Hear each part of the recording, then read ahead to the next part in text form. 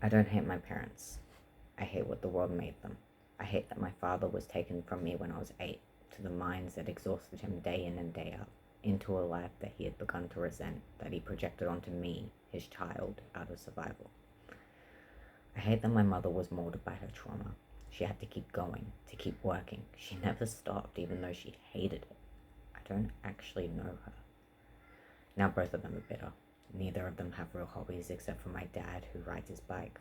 That was after years of stagnation, though, doing nothing with himself except working on the house or watching TV, drinking two beers a day at least. When me and my brothers were kids, we played Mario on the Wii with him. I always wondered why he didn't buy a game for himself. Did he believe they were childish? That someone of his status couldn't possibly play video games, despite him slowly, over the years of living in this state, losing his friends? My dad pushed me down the driveway the other day. In the car, he and my brother were attacking me for being trans, that I couldn't possibly be trans, that my family, who mind you only saw me once a year because of the statewide distance between us, said that they didn't see the signs, that I was the girliest girl they knew. Little did they know, I often chose pink out of obligation, even if I hated the shade. It was pink, it was girly, so I had to love it. Anyway, I eventually yelled that his daughter was dead, that Jade never existed. That's not quite true either. I was his child. It shouldn't have mattered that I wasn't his daughter. Yet he placed so much on me being his little girl that he forgot that kids grow up, become their own person, with their own dreams and ambitions, their own identities. He pushed me down the driveway, and I, being the person I was, turned my face savage and had a fire in my eyes that would never be extinguished by bullies again. "You're gonna hit me? Go on, hit me." So I did. I punched him in the chest, the heart, like he did to me emotionally so many times. We got onto the grass, both holding back because we knew damn well that we were pointing our fists at the wrong people. However, when it finally sets in that someone will not listen to your words and inflict violence onto you instead, your fists are what will defend you. I threw myself onto the ground and kicked up while he lunged towards me, striking his hernia, a place I knew would hurt him horribly. A hurt I'd been dealing with in my stomach since I was young, all pinpointed into that kick. All the pain he inflicted onto me by his words being dealt back. I threw him over myself with my leg, using the strength and positioning to get him onto the road. It ended there. I let myself be pushed into the grass on my stomach with my hands pinned behind my back. I went docile, my entire body relaxing and my voice softening when he asked very threateningly if I was done. Of course I was. I never wanted to fight him like that. But he tore my passion, my identity, and my pride away. I had to, in some way, not allow myself to fall down the same pit he did, to fight for myself and who I was. My brother had gotten my mother, who led him inside. As I staggered towards my car, I turned towards him and screamed, because a man fights back. I don't know if it was the punch that initially broke my hand or the fact that I slammed the back of it so violently on the back of my car, not stopping until the pain was quite literally agonizing, that did it. But it's definitely what shattered the bone into multiple pieces, something I'm lucky I didn't need surgery for. It was the bone connecting to my pinky finger, right under the knuckle. We use our pinkies for pinky swears, promises.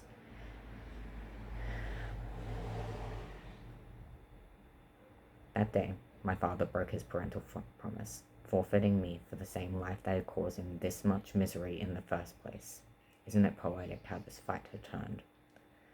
I told my OT today that I never hated my dad, that I can see why he did what he did, that my dad's dad, was dying, that he will be dead in a few months. News I had gotten a few days prior. Cancer. The first time it's ever taken something I've truly loved.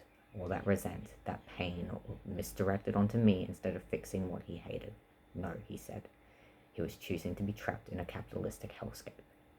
I told my OT that I blamed the world for what it did to my parents, selling them a lie, a false sense of hope, of lavishness. My dad had his own dreams stripped away by the capitalist society. His parents told him that I couldn't be an indoor soccer player, despite it being his passion, his love. He went to Mexico to play against people far beyond my comprehension of skill in sport. In turn, after fighting so hard for a life he never wanted, he turned that trauma onto me. Every skill I had loved and had a natural calling towards, guitar, writing, and art, stifled by my father. They're all pipe dreams, he said, a seeming repeat of what he'd been told by his parents. You're not as good as you think you are.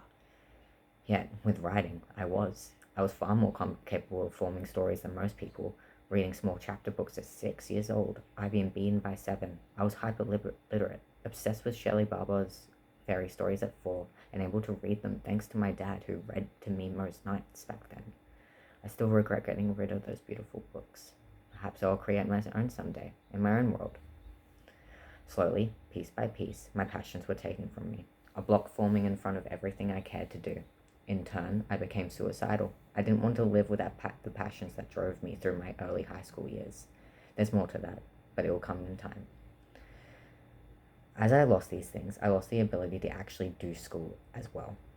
It was as if my passion was driving me through something so passionless and so standardized. Yet, when I got good grades in English and drama, and anything I actually found joy in, there was no sense of pride from my parents. You only do what you want to do. Yet another projection onto a 12-year-old child, something that followed me through the rest of my schooling, a resent bubbling in my chest that they never, for once, were happy with me. I stopped in year 9, the year I became so horribly engrossed in my own lack of self-worth that I thought I had to die to free myself. I stopped doing school. I laid, mostly catatonic most days, watched movies until I'd pirated or played Stardew Valley on my laptop in student services. I was too unstable to be in class. The week after my first attempt, a teacher was trying to force me to stand in front of my peers, with, oddly, last year's English teacher who had begun to stalk me into my humanities classes every week, and I just couldn't. So I ran out of the room, dodging the creep who had been terrorizing my education, and got maybe 30 meters before I started slamming my body into a pole outside the block, while screaming and sobbing. Eventually, one of the teachers who overlooked the student services kids, the people the school gave up on, saw me and stopped me. I was distraught. No one had known about my attempt, and the only reason I was even still alive was because of a crush I had for the past year flashing into my head. His kindness, just him reaching me, was enough to make me fall for him. He didn't reciprocate. And I told them what had happened, that I attempted to drown myself in the bath, and the ambulance was called. Nothing was properly done about these issues I was having. My parents got me a psychologist out of fear, but after she went on leave and didn't come back, they gave up. I was left to rot after that year. I was left to rot for that year. I often would wag with my friends from that place, having a hit of a joint every so often, going all the way down to get slushies from town. We'd just walk. It felt nice. I felt somewhat okay with them. I even had a panic attack, and one of my friends turned around and hugged me, made me feel safe, something I hadn't felt from anyone for years at that point. Year 10 and nothing got much better. I found community on a historical pirate amino. I didn't even realize I was popular, how much people respected me or my characters, because I'd never been told that people cared. In fact, the opposite, that I am inherently unworthy for some reason or another, and that in fact made me very toxic. It eventually cost me the friends I made over the coming years. I got a new psychologist that year, though. He didn't listen, redirected the conversation to negotiating rather than listening to me about my trauma, my autistic needs. I wasn't able to talk about how I was passing out for at least 6 hours a day at school and at home. I couldn't talk about why that was happening or why I was unable to leave student services. He shrugged me off as Asperger's in the end. Very bright, just socially awkward. Just socially awkward. Just fucking socially awkward. My parents had gotten me diagnosed with autism when I was in year 5. I was 10 years old. I was reported with level 2, requiring substantial support. Nothing was done then, and clearly they hadn't read it or thought to hand it to the treating psychologist who would have benefited from having that information. Years later, when I'd moved out, I found this information out. I hadn't known my whole life until I tried to get accommodations for university, which weren't granted because the diagnosis had been a decade ago. What a load of shit. I thought I was borderline Asperger's, with barely any problems. When I found out the truth, it all clicked. all my suffering, my catatonia, my stress seizures, all of it. My theory back in year 7 was right, that there was more than just me being on the borderline of the diagnosis. No, I don't hate my parents. I hate that they lacked the emotional maturity to actually understand what having a child meant. That having one meant learning every day, meant facing the challenges brought by them every day, meant loving unconditionally, supporting and growing with them. Unfortunately, despite the fact that I don't hate them, they never should have had me in the first place, because I am a direct reflection of everything they did wrong in their own lives. That reflection gets perceived as me throwing it back in their face. When I point out that I begged and screamed for what I needed, but was told that the school was already bending over backwards for me, that told me I wasn't going to receive what I needed to survive, so I gave up.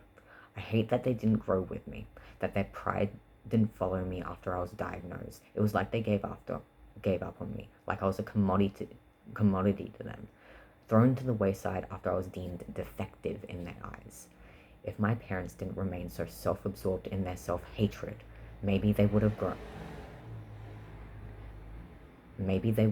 into better people. But unfortunately, they were never happy. They kept digging themselves deeper and deeper into a lie that they forced themselves to believe to make life bearable. The thing is that now my grandfather is dying, my dad's father. He can't ignore the fact that he's lost so much time to this stupid job that he didn't realize he had so little time with his parents. Now, despite everything, despite the fact that I'm so clearly hated by them, with their hate being projected onto me as if I hate them, I worry for my dad. If he will not break the cycle, he will never be happy. I can see a life where if he chooses it, where he is a soccer coach, telling kids that what he never told me, but I will see his growth and be proud of him instead of hating him. If he didn't choose better, hell, he might be like how I was through my entire teenagehood. Suicidal, self-hating, self-absorbed, and selfish. Maybe it already is that way. My mother doesn't want him to retire. They despise me, despite me never being the fucking problem.